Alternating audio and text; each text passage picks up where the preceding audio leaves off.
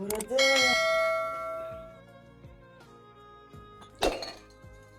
খাও, এই নাও বাবা, খাবার খাও।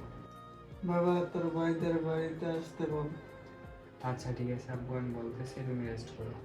হ্যালো ভাইয়া, আব্বু না অনেক অসুস্থ, মনে হয় আর বাঁচবে না। আব্বু বলছে তোমাকে বাড়িতে আসতে। আমি যেতে পারবো না। আমি গেলে কি আব্বু সুস্থ হইব নাকি?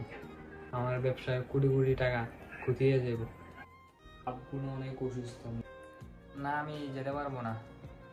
বাবার কি ছেলে আমি একলাই নাকি? তুই আর বড় ভাই আসিস না, টাকা পাঠাই দিব নি, পারলে ডাক্তার দেখাই নিস।